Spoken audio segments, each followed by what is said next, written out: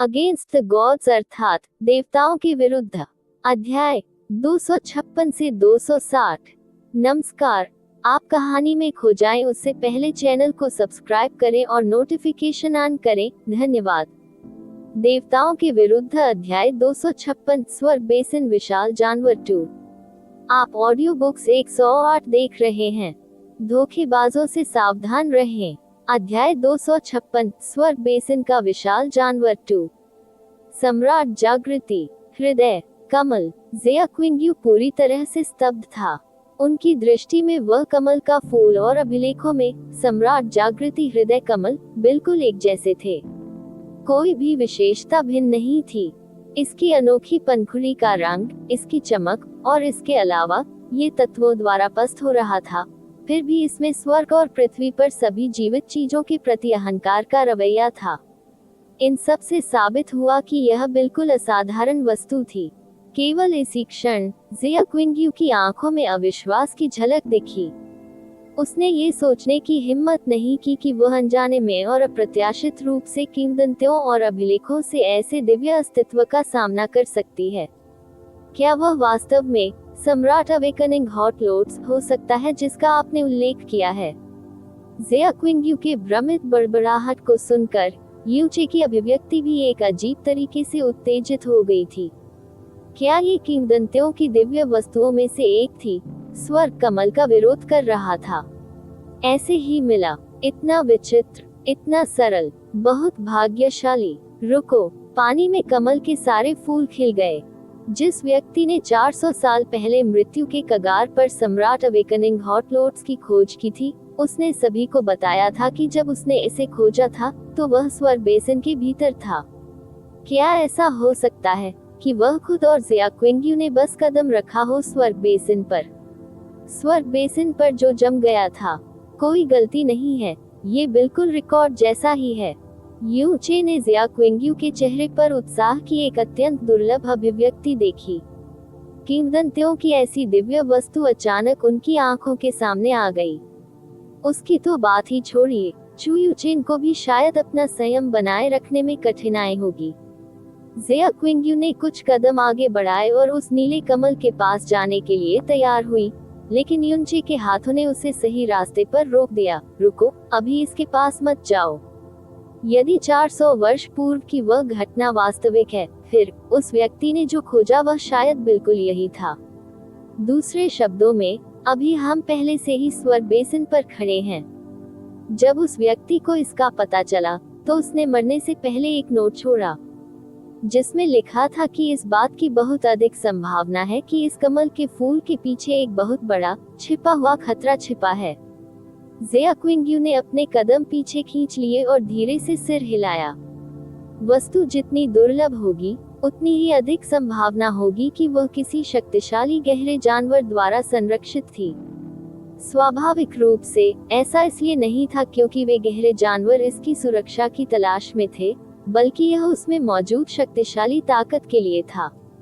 ये गहन जानवर के विकास को पोषण देगा और उचित समय पर इसकी रक्षा करने वाला गहन जानवर अपनी ताकत को छलांग और सीमा से आगे बढ़ाने के लिए इसका उपभोग करेगा। इसलिए वह अपनी जान देकर इसकी रक्षा करता था और किसी अन्य व्यक्ति को अपने पास आने या छूने नहीं देता था। जैस्मीन, क्या आसपास शक्तिशाली गहन जानवरों की आभा है? यूचे शांत हो गया और जैस्मीन से पूछा, लेकिन उन्होंने काफी देर तक इंतजार किया, लेकिन फिर भी जैस्मीन की ओर से कोई प्रतिक्रिया नहीं सुनी। यूचे ने अपनी आंखें बंद कर ली और स्काई पॉइजन पल में प्रवेश किया, लेकिन पाया कि जैस्मीन शांति से अपने सफेद जेड बिस्तर पर अपने बर्फ के सफेद चेहरे पर एक शांत नजर के साथ लेटी हुई थी। उसके हाथ उसकी छाती पर एक दूसरे से जुड़ गए और एक बहुत ही अजीब इशारा बना। उसके शरीर के चारों ओर समय समय पर हरी रोशनी टिमटिमाती रहती थी। क्या वह खुद को डिटॉक्सिफाई कर सकती है? यूचे ने जैस्मिन को परेशान करने की हिम्मत नहीं की और स्काई पॉइजन पल से बाहर निकल गई। फिर उसने ध्यान केंद्रित किया और अपनी इंद्रियों को चारों दिशाओं में फैलाया, लेकिन वास्तव में वह किसी भी खतरनाक आभा के अस्तित्व का पता लगाने में असमर्थ था। फिर वह झिझकते हुए अपने आप से बुदबुदाया, ये यहाँ बहुत खाली है, अगर कोई गहरा जानवर यहाँ होता तो मैं शायद इसे तुरंत देख सकता था।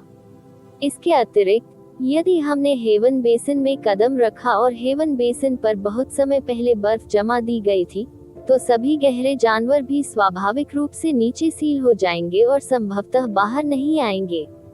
अगर मैं इसे इस तरह सोचूं तो शायद यह उतना खतरनाक नहीं होगा जितना हमने सोचा था, लेकिन फिर भी सावधान रहना अभी भी अच्छा है। बर्फ के नीचे अभी भी गहरे जानवर छिपे हो सकते हैं। यदि इस सम्राट अवेकनिंग हॉट लोड्स की वास्तव में एक गहन जानवर द्वारा रक्षा की जा रही थी, तो यह निश्चित रूप से बेहद खतरनाक होगा। ज़ेया क्विंग्यू ने अपनी भौहें ऊपर उठाई टुरा। यूचे ने फिर से अपने आसपास की स्थिति को महसूस किया और फिर आगे बढ़ गया। उस स्थान से मत हटो, मैं जाकर देखता हूँ। चलो साथ चलते हैं। ज़ेया क्विंग्यू उसके पीछे पीछे चला। अगर कोई खतरा हो तो हम दोनों एक दूसरे की देखभाल कर सकते हैं। किंवदंतियों से संयोगवश इस दिव्य वस्तु की खोज होने पर दोनों एक ही समय में घबराए हुए और उत्साहित थे। एम्परर अवेकनिंग हॉट लोड्स जैसी वस्तु बिल्कुल भी ऐसी चीज नहीं थी जिसे सामान्य लोग खोज सके। सामान्य लोगों द्वारा प्राप्त करना तो दूर की बात है। दोनों धीरे धीरे आगे बढ़े और सावधानी से पास आए, जब तक कि वे दोनों सम्राट अवेकनिंग हॉट लोड्स की पहुंच के भीतर एक स्थान पर नहीं खड़े हो गए, और तब भी कोई दुर्घटना नहीं हुई। फिर दोनों ने एक ही समय में राहत की लंबी सांस ली। सम्राट अवेकनिंग हॉट लोड्स लगभग उनके ठीक सामने था। अतुलनीय रूप से मनोरम पंखुड़ी और स्त्री केसर को देखते हुए यूनचे ने अकल्पनीय उत्साह में अपने हाथ रगड़े। हे, ऐसा लग रहा था कि यहाँ सर्दी का सामना करना कोई भयानक दुर्भाग्य नहीं था। यहाँ के मौसम का प्रभाव गहरे जानवरों पर, विशेष रूप से स्वर बेसिन में गहरे जानवरों पर, हमारी तुलना में बहुत अधिक है। जैसे ही वह बोला, यूचे ने अपनी बाईं ओर हाथ बढ़ाया और खिलते हुए सम्राट जागृति हृदय कमल को छुआ। इंतजार, ज़ेया क्विंग्यू ने उसे रोकने के लिए चिल्लाया। यदि आप इसे उखाड़ना चाहते हैं तो आपको सावधान रहना होगा। इतनी मूल्यवान दिव्य वस्तु को तोड़ने में कठिनाई बहुत अधिक होगी। यदि आप थोड़ी सी भी लापरवाही करते हैं तो इसका बहुत सारा प्रभाव आसानी से खत्म हो जाएगा। आप इस बारे में निश्चिंत हो सकते हैं। मत भूलिए, मैं एक प्रतिभाशाली डॉक्टर हूँ। यूनचे बड़े आत्मविश्वास के साथ हंसे। स्काई पॉइजन पल के साथ, चाहे कोई भी पौधा हो, वह उसे पूर्णता के साथ पकड़ सकता था। इसे तोड़ने के बाद ये सीधे आकाश विष मोती में समा जाएगा और इसमें मौजूद शक्ति का लेश मात्र भी क्षय नहीं होगा। यूचे ने अपने बाएं हाथ से उस अलौकिक नीले फूल के तने को धीरे से काटा, जिससे चुपचाप हरी रोशनी निकली। इस समय उसने अचानक अपना सिर उठाया और पूछा, क्विंग्यू मेरी पत्नी, क्या तुम्हें डर नहीं लगता कि मैं इसे तोड़कर अपने पास रख लूंगा? ज़ेया क्विंग्यू की खूबसूरत आंखें झुकी हुई थीं और एक उदासीन अभिव्यक्ति के साथ, ये सम्राट अवेकनिंग हॉट लोड्स आपको मिला था, ये वैसे भी आपका होना चाहिए। किसी भी तरह से इसका मुझसे क्या लेना देना है? यूचे अचानक चौंक गया। उसके मन में एक अजीब सी भावना कौंधी और उसने तुरंत बात करना बंद कर दिया। उसकी हथेलियों में हरी रोशनी चमकी, फिर संपूर्ण सम्राट awakening hot loads sky poison पल में गायब हो गया। एम्परर अवेकनिंग हॉट लोड्स बिल्कुल एक अत्यंत मूल्यवान खजाना था, लेकिन चाहे वह कितना भी मूल्यवान क्यों न हो, उसके लिए स्काई पॉइजन पल को पार करना असंभव था। स्काई पॉइजन पल के प्रभाव के तहत मूल रूप से तोड़ने में कठिन सम्राट अवेकनिंग हॉट लोड्स को यूचे ने सबसे सामान्य फूलों की तरह बहुत आसानी से तोड़ लिया था। खोज से लेकर दृष्टिकोण तक, इसे सफलतापूर्वक तोड़ने तक, पूरी प्रक्रिया अविश्वसनीय रूप से सुचारू थी। जोखिम तो दूर, कोई बाधा भी मौजूद नहीं थी। यह इस सीमा तक सरल था कि यह कुछ हद तक असामान्य था। यूनचे ने अपने हाथ थपथपाए और उठ खड़ा हुआ। जैसे ही वह बोलने ही वाला था, अनंत रसातल से उत्पन्न दहाड़ जैसी एक अतुलनीय दबी हुई ध्वनि अचानक अतीत में गूंज उठी। उस ध्वनि का स्रोत उसके पैर के नीचे से आता हुआ प्रतीत हुआ। फिर उनके नीचे एक हल्का कंपन हुआ जो धीरे धीरे तेज हो गया। यूचे की अभिव्यक्ति अचानक बदल गई। उसने तुरंत ज़ेया क्विंग्यू के हाथ पकड़ लिए और बुदबुदाया, जल्दी चले जाओ। सम्राट अवेकनिंग हॉट लोट्स वास्तव में एक गहन जानवर द्वारा असुरक्षित नहीं था। स्वर्ग बेसिन पर भीषण सर्दी आ गई, इसलिए वह जम गया। जहां तक इस गहन जानवर की बात है, जो पूरे वर्ष सम्राट अवेकनिंग हॉट लोट्स की रक्षा में खड़ा था, ये स्वर्ग बेसिन के तल पर गहरी शीत निद्रा में प्रवेश कर गया था। चूंकि उसे यू चे और जिया क्विंग्यू के दृष्टिकोण का एहसास नहीं हुआ था, वह तब भी गहरी नींद में था। हालांकि एक बार जब सम्राट अवेकनिंग हॉट लोट्स को तोड़ दिया गया था, जब उसकी आभा पूरी तरह से गायब हो गई थी, तो वह अंततः जाग गया था, जिससे रोष पैदा हुआ जो आसमान तक पहुंच गया। वह सबसे भयानक दहाड़ थी जो यू चे ने अपने 2 जीवन में सुनी थी। उस दहाड़ में मौजूद दमनकारी शक्ति ने व्यावहारिक रूप से उसकी आत्मा, साथ ही उसके 5 आंत और 6 अंगों को कुचल दिया। जिया क्विंग्यू की अभिव्यक्ति यू चे की अभिव्यक्ति से कोई अलग नहीं था। वे अपनी सबसे तेज गति से दूर तक दौड़े। अपनी सर्वोच्च गति के तहत उन्होंने पलक झपकते ही लगभग 600 मीटर की दूरी तय कर ली। इस समय उनके पैरों के नीचे का कंपन धीरे धीरे तेज हो गया, मानो धरती माता किसी भी क्षण ढह सकती है। बूम! आओ! यू चे और जिया क्विंग्यू के पीछे से धरती के फटने की एक विशाल ध्वनि गूंज उठी। उसके बाद एक भयानक दहाड़ हुई जो स्वर्ग और पृथ्वी को तोड़ने के लिए पर्याप्त थी। इस दहाड़ ने अचानक युन चे के मस्तिष्क को हिलाकर रख दिया और वह जिया क्विंग्यू के साथ बर्फ में गिर गया। फिर उन्होंने अवचेतन रूप से उसी समय पीछे मुड़कर देखा और उन्हें सबसे चौंकाने वाला दृश्य पता चला जो उन्होंने अपने जीवन में कभी देखा था। जमीन पूरी तरह ऊपर उठ गई थी। जमीन को ढकने वाली बर्फ और बर्फ के अनगिनत विशाल टुकड़े आसमान में काफी दूर तक उड़ गए, जब तक कि यह इतनी ऊंचाई पर नहीं पहुंच गया कि वे अब देखने में सक्षम नहीं थे। फिर पानी की एक विशाल लहर आकाश में उठी। ये सही है, पानी की एक लहर। यू चे के विचार गलत नहीं थे। वे अपने नीचे जमे हुए स्वर्ग बेसिन पर कदम रख रहे थे। हेवन बेसिन को ढकने वाली बर्फ 30 मीटर से अधिक मोटी थी, लेकिन कागज की पतली शीट की तरह आसानी से टूट जाती थी। उनके नीचे के बेसिन का पानी हवा में ऊपर उठ गया और बर्फ की अविश्वसनीय रूप से ऊंची मीनार बन गया। पानी की लहर के नीचे एक अविश्वसनीय रूप से विशाल सफेद आकृति हवा में तब तक उड़ती रही जब तक कि वह 100 फीट से अधिक ऊंची छलांग नहीं लगा गई। फिर वह जोर से उतरा। उतरते ही उसकी जो ध्वनि उत्पन्न हुई वह दुनिया को हिला देने वाली थी। आसपास की बर्फ की परतें भी व्यापक रूप से टूट गईं। दरारों में से एक युन चे और जिया क्विंग्यू के पैरों के ठीक नीचे तक पहुंच गई। यह एक बहुत बड़ा जानवर था जो यू चे और जिया क्विंग्यू की कल्पना से पूरी तरह से परे था। वह लगभग 300 मीटर लंबा था और उसके पूरे शरीर पर सफेद बाल ढके हुए थे। इसका शरीर इंसान जैसा और सिर लाल रंग की लाल आंखों वाला एक भयानक भेड़िए जैसा था। जब यह उतरा तो यह एक छोटे से पहाड़ की तरह था जिसने स्वर्ग से भारी मात्रा में प्रकाश को रोक लिया था, और इससे जो आभा निकली वह 10,000 से अधिक पहाड़ों की तुलना में कहीं अधिक भयानक थी। इसके विशाल शरीर के सामने यू चे और जिया क्विंग्यू 2 छोटी मक्खियों की तरह महत्वहीन थे। बचने के लिए वे जिस दूरी तक सबसे तेज गति से दौड़े, वह दूरी उसके पैरों ने महज 2 कदम में तय कर ली। दो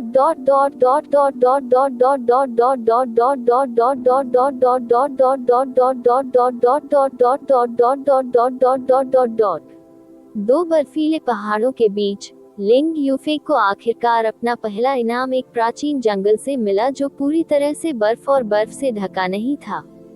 जैसे ही वह उस गहरे काले ऋषि को तोड़ने वाला था, अचानक दूर से एक गहरे जानवर की आवाज गूंज उठी। जिस स्थान से यह आया था वह बहुत दूर था, इसलिए आवाज बहुत तेज नहीं थी, लेकिन इसने वास्तव में लिंग यूफे के पूरे शरीर को हिला दिया।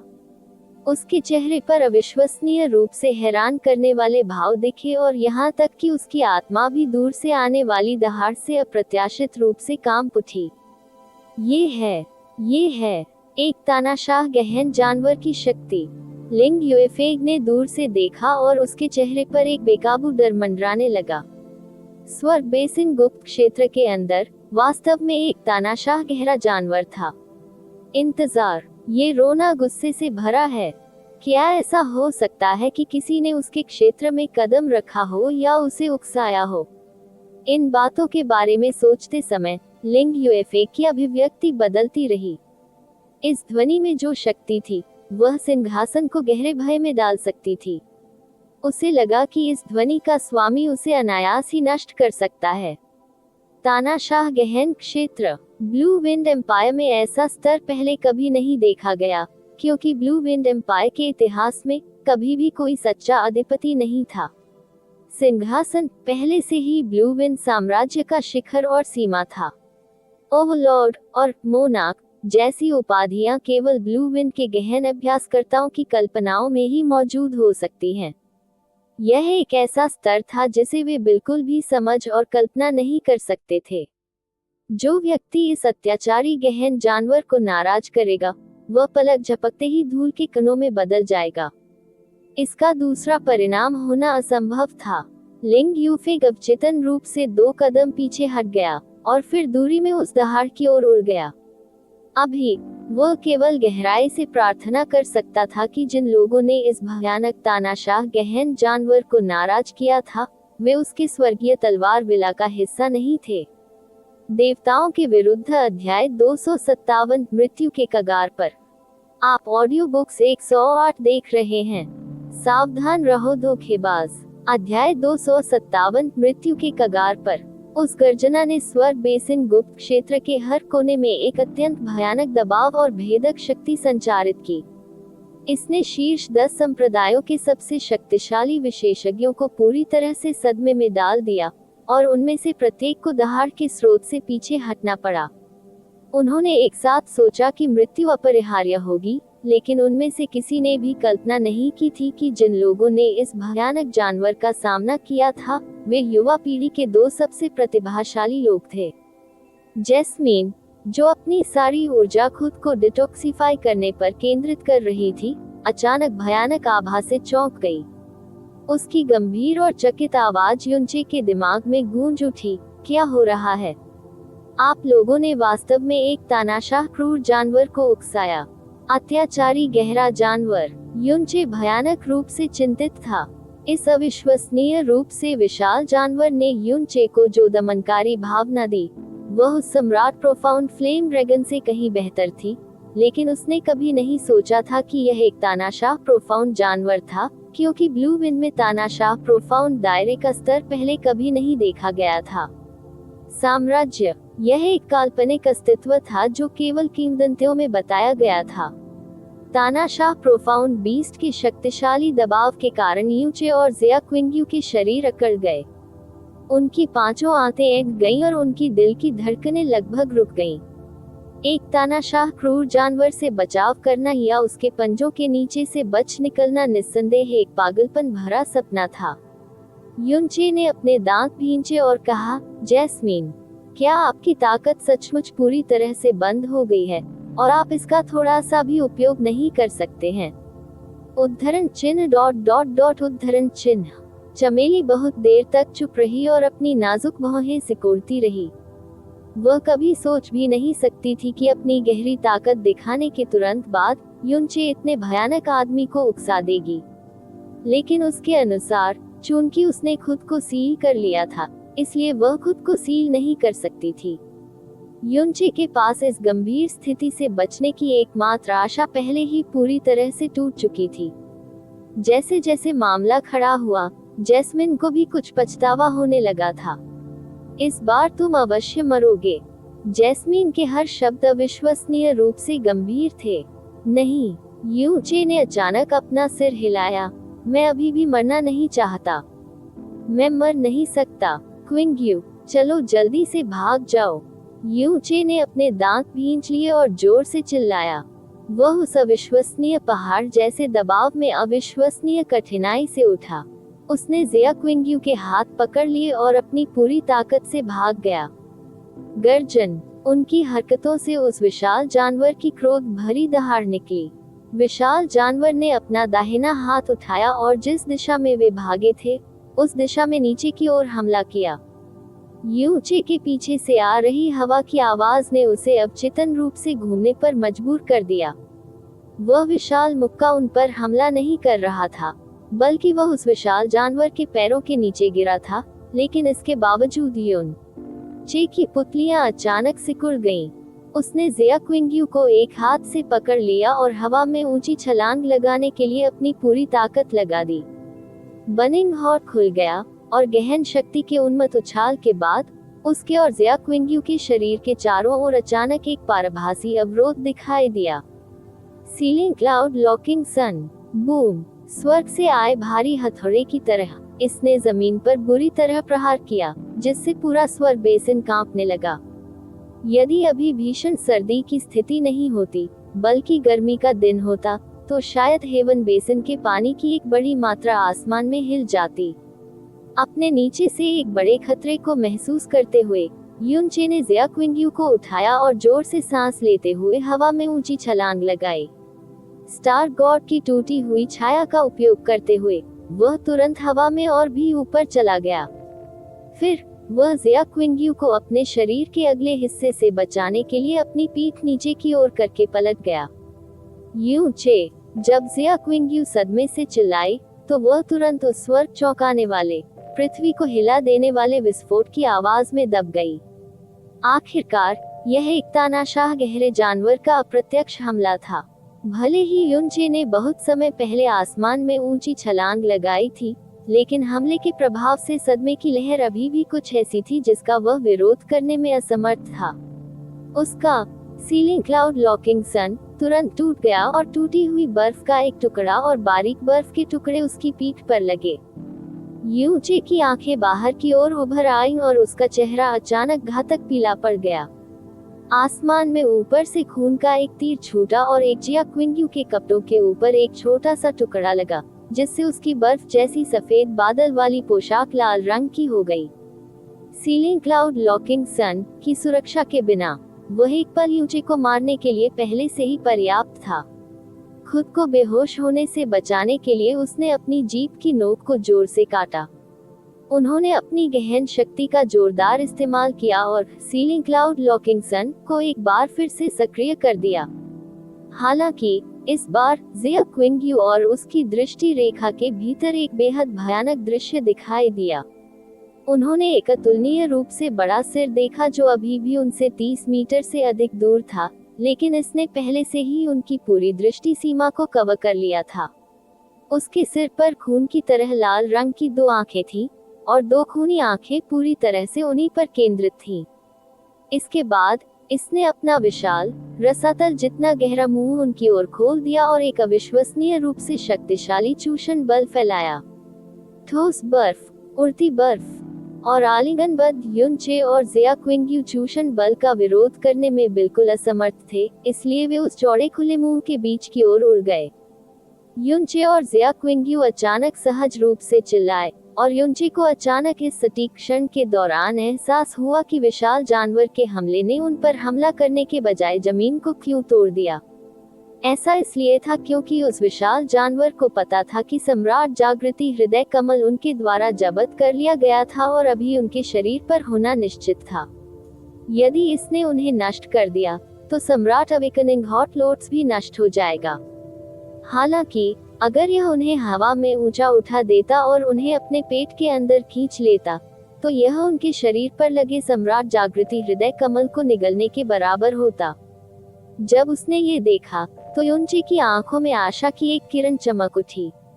जबरदस्त चूषण बल के तहत जिया क्विंग्यू और वह धीरे धीरे विशाल मुंह जैसे गहरे रसातल के करीब पहुंचे। भले ही जिया क्विंग्यू और उसने अपनी सारी शक्ति लगा दी, फिर भी उनके पास मुक्त होने का जरा सा भी मौका नहीं था। युनचे ने अपनी पूरी शक्ति के साथ सीलिंग क्लाउड लॉकिंग सन को बनाए रखते हुए अटूट रूप से आगे की ओर देखा। उसके दोनों हाथों ने जिया क्विंग्यू को कसकर पकड़ लिया और वह जोर से बार बार चिल्लाया, मुझे कसकर पकड़ लो, मुझे कसकर पकड़ लो, जाने मत दो, मुझे कसकर पकड़ लो। यूचे और जिया क्विंग्यू की आंखों के सामने सब कुछ अचानक काला हो गया, क्योंकि उस विशाल जानवर का बड़ा मुंह आखिरकार बंद हो गया। हवा की आवाज अभी भी उनके कानों में गूंज रही थी। जैसे ही वे उस विशाल जानवर के मुंह के अंदर दाखिल हुए, युनचे को लगा कि वह एक अंधेरे और बर्फीले यातनागृह में प्रवेश कर गया है, जिसमें एक ठंडी अनुभूति थी जो उसके दिल में घुस गई और उसकी हड्डियों को छेद गई। इस विशाल जानवर के शरीर का तापमान अप्रत्याशित रूप से स्वर्गीय हिम आह्वान के दायरे से बहुत कम था। उन विशाल आवेगपूर्ण गतिविधियों के तहत जैसे जैसे वे तेजी से आगे बढ़ रहे थे, उसका शरीर लगातार आसपास से टकराता रहा। अंधेरे में उन्होंने अनगिनत घाटियों और अविश्वसनीय रूप से लंबी सुरंगों का अनुभव किया। उन्होंने अपनी आंखें बंद कर ली और इस प्रक्रिया के दौरान अपनी पूरी ताकत से सीलिंग क्लाउड लॉकिंग सन बनाए रखा, क्योंकि यही एकमात्र चीज थी जिस पर वे भरोसा कर सकते थे ताकि घटनाओं के दौरान टुकड़े टुकड़े न हो जाएं। अज्ञात समय बीत गया और अंततः प्रभाव समाप्त हो गया। वे एक अविश्वसनीय रूप से ठोस सतह पर उतरे और अंततः आगे बढ़ना बंद कर दिया। सीलिंग क्लाउड लॉकिंग सन, जिसे उसने इतने समय तक बनाए रखा था, चुपचाप गायब हो गया। थोड़ी देर तक शांत रहने के बाद ज़ेया क्विंग्यू ने आखिरकार अपनी आंखें खोली। उसे एहसास हुआ कि वह कहाँ थी, लेकिन वह विश्वास करने में असमर्थ थी कि वह अभी भी जीवित थी। इसके अलावा उसके शरीर में थोड़ा दर्द होने के अलावा उसे थोड़ी सी भी चोट नहीं आई थी। उसने अपनी आंखें ऊपर उठाईं और अपने चारों ओर एक खाली जगह देखी। फिर उसने अपना दाहिना हाथ बढ़ाया और उसकी हथेली में भ्रामक नीली रोशनी की एक गांठ संघनित हो गई, जिससे उसके चारों ओर 10 मीटर का खाली क्षेत्र थोड़ा रोशन हो गया। यह उस विशाल जानवर का पेट होना चाहिए, लेकिन अविश्वसनीय रूप से अजीब बात यह थी कि यह जगह किसी विशाल जानवर के शरीर के अंदरूनी हिस्से की तरह बिल्कुल भी नहीं लगती थी। ये वास्तव में एक बर्फीली गुफा जैसा था। फर्श अविश्वसनीय रूप से कठोर था और चारों ओर लंबे और छोटे हिमनम लटके हुए थे। यहाँ की हवा बेहद खराब थी, जिससे सांस लेना मुश्किल हो गया था। तापमान उसकी कल्पना से भी कम था। यहाँ तक कि जमे हुए बादल कला के 7वें चरण और जल तत्व ज़ेया के साथ घनिष्ठ संबंध के साथ भी किंग्यू अभी भी थोड़ा असहज महसूस कर रहा था। यूचे, तुम ठीक हो ना? ज़ेया क्विंग्यू ने धीरे से पुकारा, लेकिन उसने काफी देर तक यूचे की ओर से कोई प्रतिक्रिया नहीं सुनी। ज़ेया क्विंग्यू ने यूचे के शरीर पर उस कमजोर नीली रोशनी को चमकाने के लिए अपने हाथ नीचे किए, लेकिन उसने पाया कि उसकी आंखें आधी बंद थीं और उसका रंग कागज की तरह घातक सफेद था। उसके मुंह के कोने से धीरे धीरे खून का धब्बा फैल गया। जब उसने उसके शरीर को छुआ, तो उसे केवल बर्फ जैसी ठंडक का एहसास हुआ। ज़ेया क्विंग्यू जल्दी से उसके शरीर के पास घुटनों के बल बैठ गया। उसकी हथेलियां उसके पेट पर दब गईं और उसकी आवाज और अधिक घबरा गई। यूचे, क्या तुम अब भी ठीक हो? जब उसने उसकी आंतरिक ऊर्जा के प्रवाह की जांच की, तो ज़ेया क्विंग्यू के हाथ स्पष्ट रूप से कांपने लगे, क्योंकि इस समय उसकी आंतरिक ऊर्जा एक शिशु की तरह कमजोर थी। यूचे की आंखें धीरे धीरे थोड़ी खुल गईं। उनके चेहरे पर अविश्वसनीय रूप से फीकी मुस्कान झलक रही थी। बहुत बढ़िया, हम दोनों जीवित हैं। इन कुछ छोटे शब्दों को कहने के लिए उन्हें काफी मेहनत करनी पड़ी। विशाल जानवर की धरती हिला देने वाली मुट्ठी के नीचे यूचे को बेहद गंभीर चोट लगी, लेकिन उसके पास अपनी ऊर्जा को स्थिर करने का समय नहीं था और उसे मजबूरन सीलिंग क्लाउड लॉकिंग सन बनाए रखना पड़ा। सीलिंग क्लाउड लॉकिंग सन कोई सामान्य गहन तकनीक नहीं थी, बल्कि दुष्ट भगवान की एक विस्फोटक तकनीक थी। हालांकि यह एक विस्फोटक रक्षात्मक तकनीक थी, यह कोई सामान्य रक्षात्मक बाधा नहीं थी, बल्कि एक रक्षात्मक कौशल था जिसका उपयोग केवल थोड़े समय के लिए ही उसकी जान बचाने के लिए किया जा सकता था। प्रत्येक सांस के साथ जब सीलिंग क्लाउड लॉकिंग सन सक्रिय था, गहन शक्ति की खपत फॉलिंग मून सिंकिंग स्टार की सक्रियता के बराबर थी। आकाश में हिलाए जाने से लेकर जब तक वे पूरी तरह से विशाल जानवर के पेट में समा नहीं गए, कुल मिलाकर 30 सांसें बीत चुकी थी। इस अवधि के दौरान सीलिंग क्लाउड लॉकिंग सन को लगातार बनाए रखना पड़ा, अन्यथा वह और ज़ेया क्विंग्यू बहुत पहले ही मर गए होते। सक्रियता की 30 सांसों की इतनी बड़ी खपत थी कि एक सामान्य व्यक्ति को कल्पना करने में कठिनाई होगी। इसके अलावा ये खपत अभी भी ऐसी स्थिति में थी जहां युनचे को गंभीर चोट लगी थी। अब आखिरकार उसने अपनी ऊर्जा शांत कर ली और उसकी आंतरिक चोटें भी कई गुना बढ़ गई थी। उसकी गहन शक्ति बिना किसी निशान के पूरी तरह समाप्त हो गई थी। उनकी आंतरिक चोटें अविश्वसनीय रूप से गंभीर थीं और उनमें ठंड से मुकाबला करने की थोड़ी सी भी गहरी ताकत नहीं थी। इस भयावह रूप से कम तापमान में हर सेकंड युनचे को बड़ी मात्रा में जीवन शक्ति से वंचित कर रहा था। उसे ऐसा महसूस हुआ जैसे उसके शरीर को असंख्य सुइयों से छेद दिया गया है और बहुत जल्दी बर्फ की ठंडक का एहसास उसे थोड़ा थोड़ा करके गायब हो गया, जब तक कि वह धीरे धीरे अपने शरीर की सभी संवेदनाओं को खो नहीं गया। उसे मौत का स्वाद महसूस हुआ और यह पहली बार था कि वह उसकी पहुंच के इतना करीब था। ज़ेया क्विंग्यू ने अपने हाथ युचे के शरीर से हटा लिए। उसकी आंखें भ्रमित हो गईं। युचे, तुम। किंग्यू, कुछ मत कहो, मेरी बात सुनो। युचे की सांसें अविश्वसनीय रूप से कमजोर हो गईं।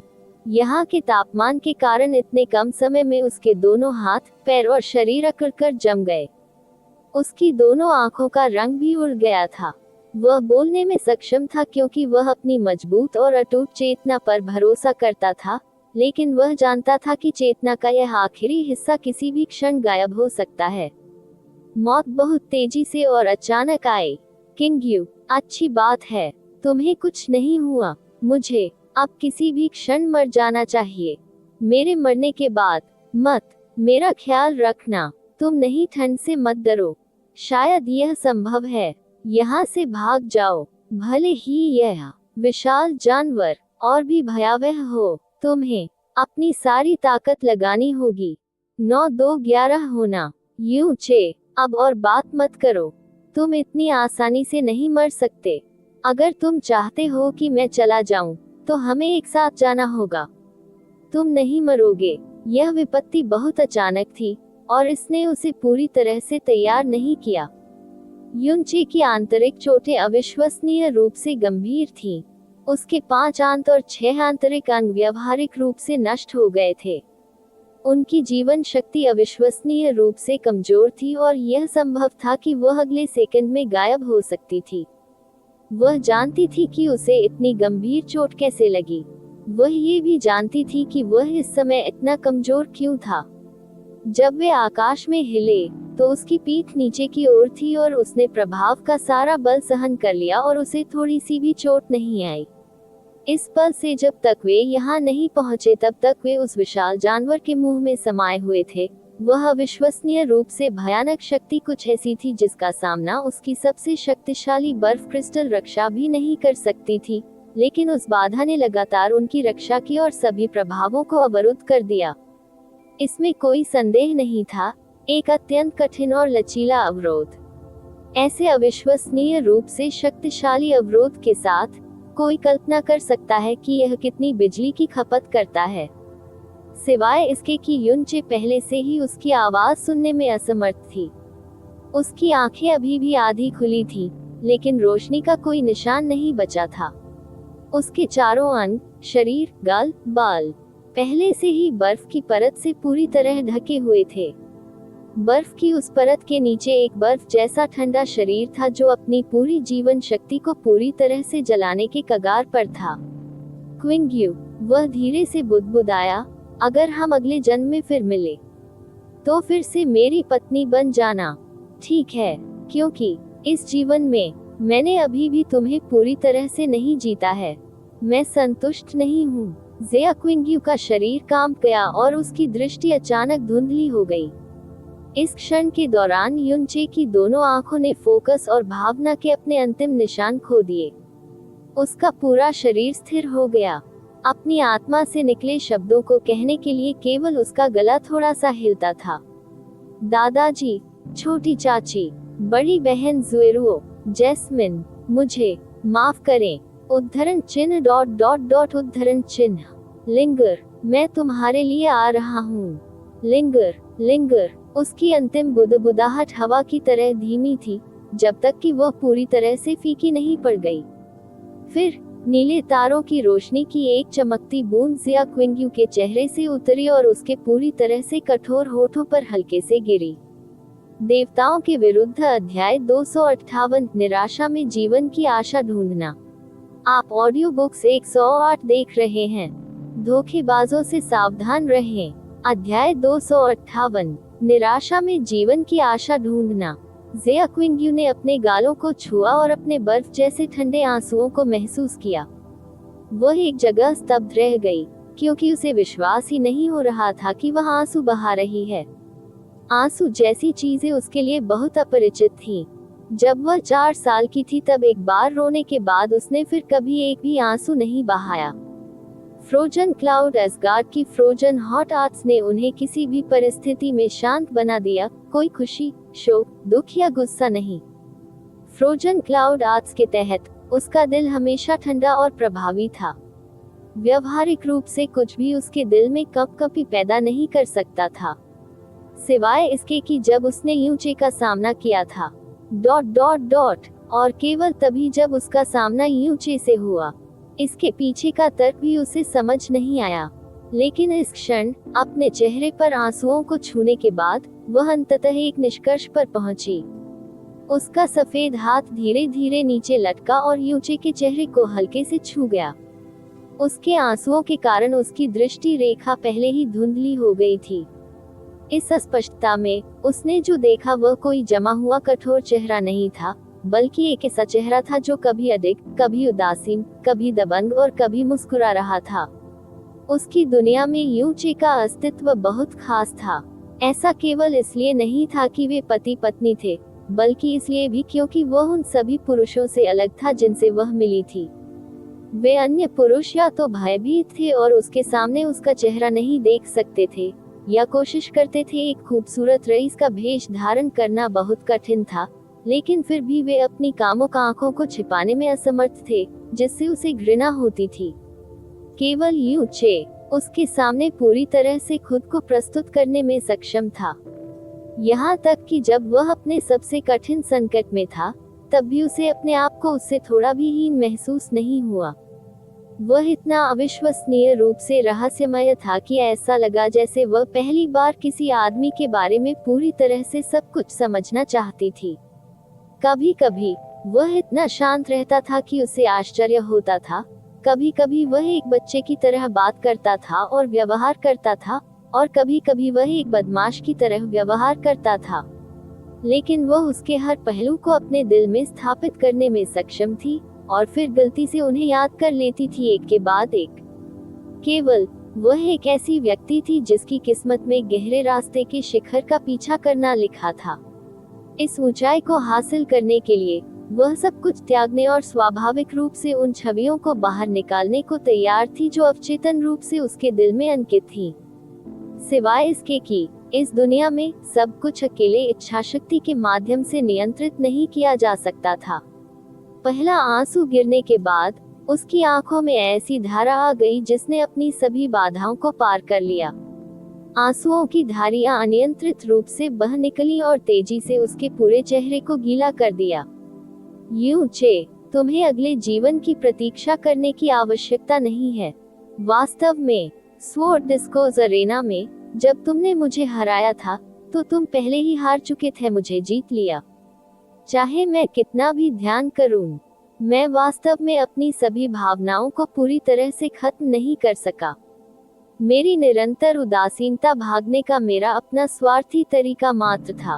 उस समय मेरे सभी गहन प्रवेश द्वारों को खोलने के लिए आपने अपनी क्षमता से अधिक ताकत का इस्तेमाल किया और लगभग स्थायी रूप से खुद को नुकसान पहुंचाया। यदि आप नहीं होते, तो आज ज़िया क्विंग्यू का अस्तित्व नहीं होता। आपने केवल ये साबित करने के लिए कि आप मेरे पति बनने के योग्य हैं, स्वॉर्ड डिस्कोर्स अरेना में अपनी पूरी ताकत से लड़ाई लड़ी है। आप मुझे नुकसान पहुंचाने के बजाय अपने हमले की दिशा बदलने के लिए अतिरिक्त ऊर्जा का उपयोग करेंगे और अपनी आंतरिक चोटों को तेज करेंगे। और अभी आपने अपनी पूरी ताकत और जीवन शक्ति के साथ मेरी खातिर फिर से मेरी रक्षा की है। आप स्पष्ट रूप से हैं बहुत होशियार, लेकिन क्या एक लड़की के लिए इतना सब करने के बाद भी तुम्हें सच में विश्वास होता है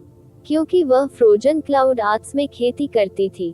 जिया क्विंग्यू का शरीर पहले से ही थोड़ा ठंडा था, हालांकि ये जमा देने वाली ठंड नहीं थी, बल्कि ताजगी देने वाली ठंड थी। लेकिन अब जिया क्विंग्यू का शरीर गहरी बर्फ की तरह ठंडा हो गया था।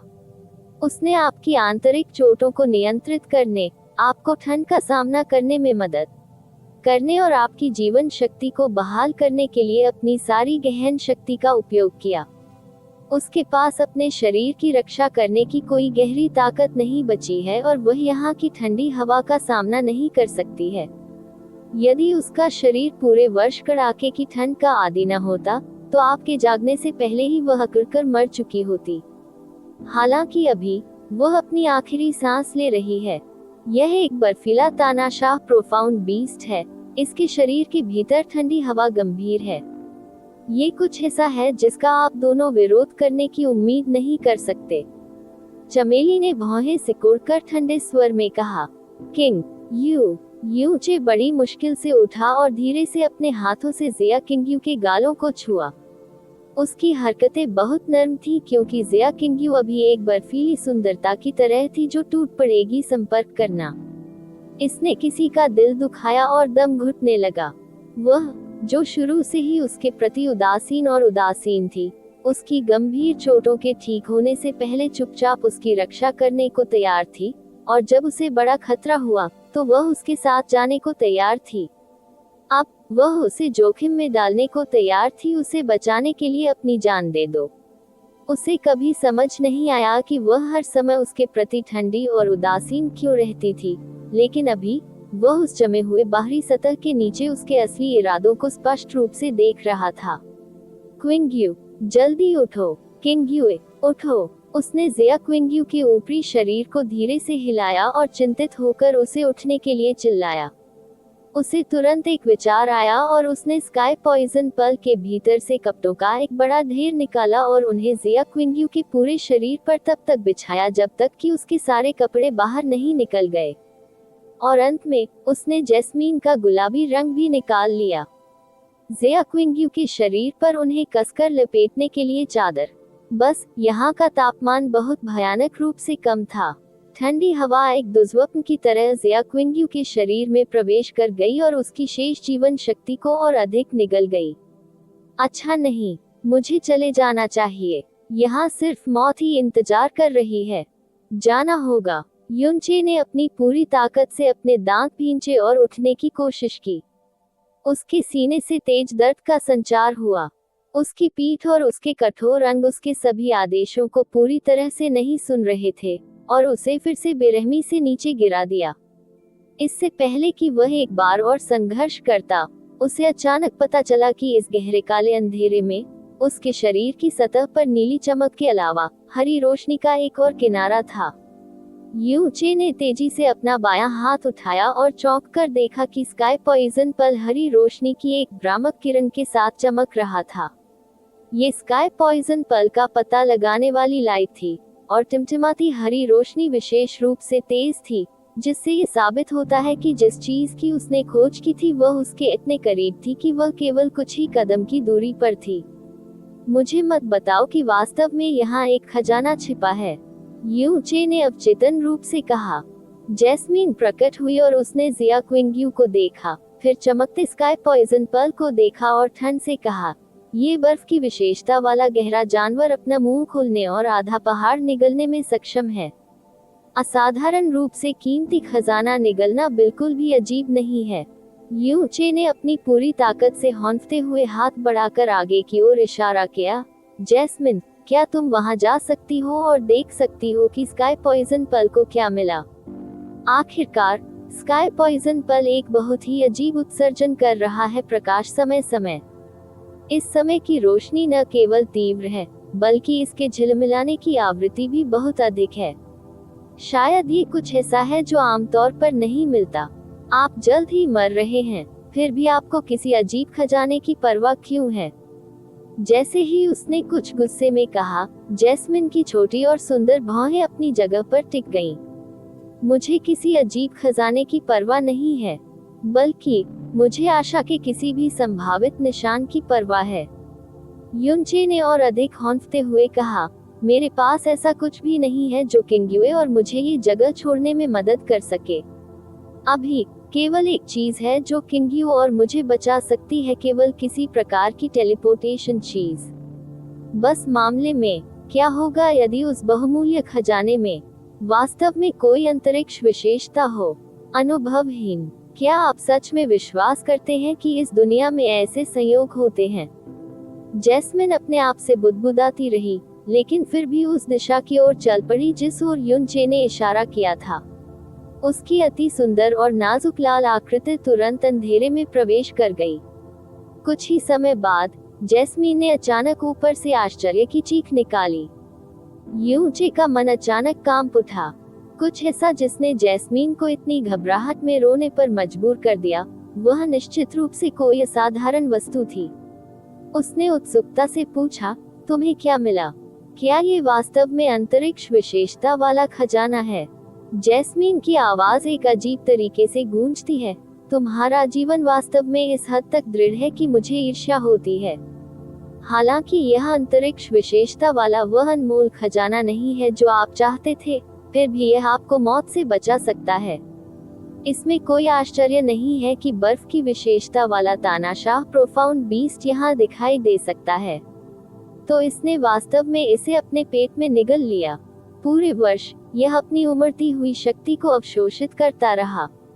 युनचे, पकड़ो, फिर निगल जाओ। जैस्मिन की आधी उत्साहित आधी गंभीर आवाज में रोशनी का एक नीला धब्बा अंधेरे से उड़कर युनचे की हथेली के बीच में आ गिरा। देवताओं के विरुद्ध अध्याय 259 एक और दुनिया। आप ऑडियो बुक्स 108 देख रहे हैं। धोखेबाजों से सावधान रहें। अध्याय 259 एक और दुनिया। यह एक सामान्य कांच की गेंद के आकार का एक बहुत छोटा मनका था जो नीलमणि की तरह चमक रहा था। हालांकि इससे निकलने वाली नीली रोशनी की समृद्ध किरणें नीलम से कहीं अधिक मजबूत थीं, जिससे ये छोटे तारे की तरह चमक रहा था। जब युनचे ने उसे पकड़ा तो ऐसा लगा मानो वह अचानक नींद से जाग गया हो। अचानक इसने एक अविश्वसनीय रूप से तीव्र नीला प्रकाश छोड़ा जिसने युनचे के पूरे शरीर को ढक दिया। ये है प्रकाश की नीली किरण, समृद्ध और मनमोहक थी, जो स्थान के हर कोने को रोशन कर रही थी। युनचे ने इसे अपनी आंखों के सामने लाया और स्तब्धता से इसे देखा। इस समय उसकी थकी हुई गहरी नसों के भीतर से अचानक एक हिंसक उथल पुथल फैल गई। वह उत्तेजना की उथल पुथल थी जिसने उसके कठोर शरीर के रक्त और दिमाग को उत्तेजित कर दिया। इस समय युनचे के दिल पर एक अजीब सी अनुभूति हुई। अपने हाथ में नीला नीला मोती पकड़ते समय उसे अविश्वसनीय रूप से शांत अनुभूति हुई। ऐसा महसूस हुआ मानो जो चीज मूल रूप से उसकी होनी चाहिए थी, वह आखिरकार उसके पास लौट आई है। और यह भावना उसके लिए अपरिचित नहीं थी। यही भावना तब उभरी जब उसे कोई दूसरी वस्तु प्राप्त हुई। उसकी यादें अचानक scarlet dragon mountain range, flame dragon की गुफा, वह लाल रंग दुष्ट भगवान का अग्नि बीज में लौट आई। तुम अब भी विचलित क्यों हो? जल्दी से खा लो। विशेषता के अलावा उसकी आभा और अग्नि विशेषता दुष्ट भगवान का बीज जो आपने उस समय खाया था, बिल्कुल वैसा ही होना चाहिए। ये स्पष्ट रूप से दुष्ट परमेश्वर का जल बीज है जिसे इस बड़े आदमी ने अपने पेट में निगल लिया था। इस प्रकार इस बर्फ विशेषता तानाशाह प्रोफाउंड बीस्ट के अस्तित्व का कारण बना। जैस्मीन ने उसकी आभा पर भरोसा करके निर्णय लिया, लेकिन युनचे की अनुभूति जैस्मीन की तुलना में अधिक सटीक थी। उसे पूरा यकीन था कि यह और उस समय फ्लेम ड्रैगन की गुफा में दुष्ट भगवान का बीज बिल्कुल एक जैसे थे। ज़ेया क्विंगयू पर नजर डालने के बाद, जिसका जीवन इस बर्फीली ठंडी जगह में हर गुजरते पल के साथ अपने अंत के करीब आ रहा था, उसने उस नीले रंग के मोती को अपने मुंह में भर लिया और उसे निगल लिया। तुरंत युनचे की गहरी नसें अचानक हिंसक उथल पुथल की स्थिति में आ गईं। उसके शरीर की सतह से अचानक नीली नीली किरणें निकलने लगी। नीली नीली रोशनी की इन किरणों ने ज़ेया क्विंगयू की हल्के नीले रंग की गहन शक्ति को पूरी तरह से घेर लिया था जो उसने उसे दी थी। बाद में नीली लौ की एक गांठ की तरह उसके शरीर की सतह जलने लगी।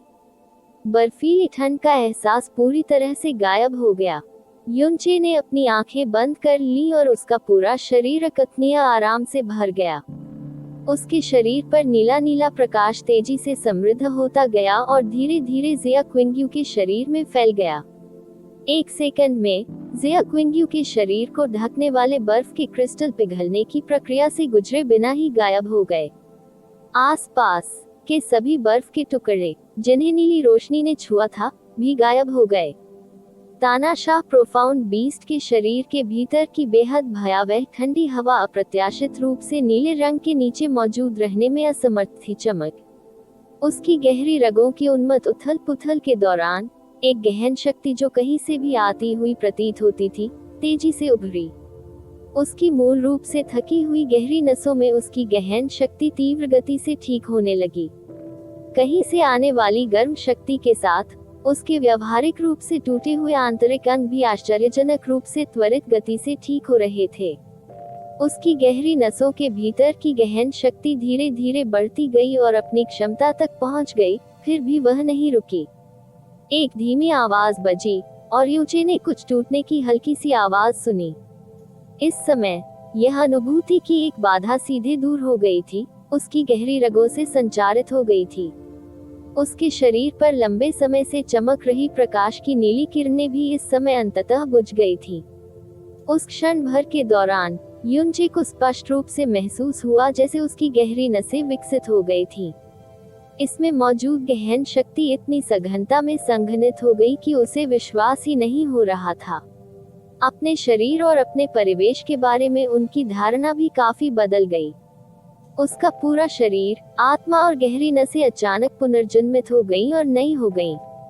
युनचे ने अपना सिर उठाया और धीरे से सांस छोड़ी। पहले की तुलना में कई गुना अधिक अत्याचारी गहन शक्ति का अचानक उभार उसके शरीर से छितरा गया। इस प्रकार की गहन शक्ति की आभा पहले ही सच्चे गहन क्षेत्र को तोड़ चुकी थी और आत्मा के गहन क्षेत्र में कदम रख चुकी थी। यहाँ तक कि उसकी अंदरूनी चोटें भी ठीक हो गई थीं। युनचे ने चुपचाप अपने अंदरूनी हिस्से का निरीक्षण किया और उसने अपने मूल रूप से क्रिस्टल जैसे शरीर को इतनी स्पष्टता से देखा कि ऐसा लग रहा था मानो ये पारदर्शी हो। उसकी मूल गहरी नसें जो आग की लपटों की तरह गहरे लाल रंग की थीं, अब लाल और नीले रंग के मिश्रण में बदल गई थीं। उसके 54 गहरे प्रवेश द्वारों में से प्रत्येक प्रकाश की नीली और लाल किरणों में बारी बारी से टिमटिमाता था। न केवल उसकी गहरी नसें, यहाँ तक कि उसके चैनल, प्लाज्मा और कोशिकाएं सभी में अब नीले रंग का संकेत था। लाल रंग और नीला रंग पूरी तरह से अलग नहीं थे, लेकिन वे पूरी तरह से जुड़े भी नहीं थे। वे कहीं न कहीं बीच में थे। सभी एक दूसरे को इस गड़बड़ी में प्रतिकर्षित किए बिना, एक दूसरे के स्वतंत्र अस्तित्व में हस्तक्षेप किए बिना एक गड़बड़ी में घुल मिल गए थे। युनचे ने जो खाया वह वास्तव में पानी का बीज था जिसे दुष्ट भगवान ने मूल रूप से पीछे छोड़ दिया था। जब उसने अग्नि बीज खाया तो युनचे की गहरी नसों में अग्नि गुण आ गया और अग्नि तत्व के साथ परम आत्मीयता प्राप्त हो गई। वह कुछ हद तक आग पर काबू पाने में भी सक्षम था और किसी भी आकार या रूप में आग से उसे कोई नुकसान नहीं हो सकता था। अब जब उसने पानी के बीज का सेवन किया तो युनचे की गहरी नसों में पानी और आग दोनों गुण आ गए। प्रकृति में पानी और आग दो असंगत तत्व थे, लेकिन ये दोनों गुण दुष्ट भगवान की गहरी नसों के भीतर पूरी तरह से सह अस्तित्व में थे। उसी समय चू यूचेन ने उस समय जो पीछे छोड़ा था, फ्रोजन क्लाउड आर्ट्स जिसे अग्नि विशेषता गहरी नसों के साथ असंगतताओं के कारण सील करना पड़ा था, वह भी पूरी तरह से जागृत हो गया था। युनचे ने अपनी आंखें खोली और अपने हाथ मले। जिया क्विंग्यू के शरीर को बाहर की ठंडी हवा से पूरी तरह से अलग करने के लिए एक नीला अवरोध बाहर की ओर फैल गया। दुष्ट ईश्वर की चमत्कारी शक्ति ने उसकी सभी चोटों को पूरी तरह से ठीक कर दिया था, उसकी सारी गहन शक्ति को बहाल कर दिया था और उसे सच्चे गहन क्षेत्र से सीधे आत्मा के गहन क्षेत्र में प्रवेश करने दिया था। उसकी सारी घबराहट, आशंका और चिंताएं भी पूरी तरह से दूर हो गई थी, क्योंकि उसका दिल अतुलनीय रूप से शांत हो गया था, क्योंकि उसकी आत्मा भी ऊंचे स्तर पर पहुंच गई थी। यूचे ने अपना हाथ बढ़ाया। एक विचार के साथ बर्फ के क्रिस्टल का एक छोटा सा टुकड़ा उसकी हथेली में जम गया। फिर बर्फ के क्रिस्टल का ये टुकड़ा पानी बन गया, फिर बर्फ, फिर धुंध में। केवल अपने विचारों का उपयोग करके वह अपनी इच्छानुसार इसका रूप बदलने में सक्षम था। अब उनका शरीर जल तत्व से पुनर्तः परिचित हो चुका था। आग के साथ साथ पानी की किसी भी प्रकार की शक्ति भी अब उसे नुकसान पहुंचाने में असमर्थ थी। जैस्मीन उसके पक्ष में लौट आई। हालांकि उसकी अभिव्यक्ति अटल थी, उसके दिल का बोझ उतर गया था। तुम्हारे पास वास्तव में कुछ शक्तिशाली भाग्य है। दुष्ट ईश्वर के बीज खोजने की खातिर मैं गहरे आकाश महाद्वीप में आया, लेकिन कुछ नहीं मिला। लेकिन 2 साल से भी कम समय के भीतर आपको पहले ही 2 बीज मिल चुके हैं। विशेषकर यह बीज जो इतने अविश्वसनीय रूप से भाग्यशाली समय पर प्रकट हुआ। दुष्ट परमेश्वर के बीज शक्तिशाली होते हैं, तात्विक शक्ति। अभी आप न केवल जल तत्व को नियंत्रित कर सकते हैं, बल्कि आपने इसके प्रति पूर्ण प्रतिरक्षा भी प्राप्त कर ली है।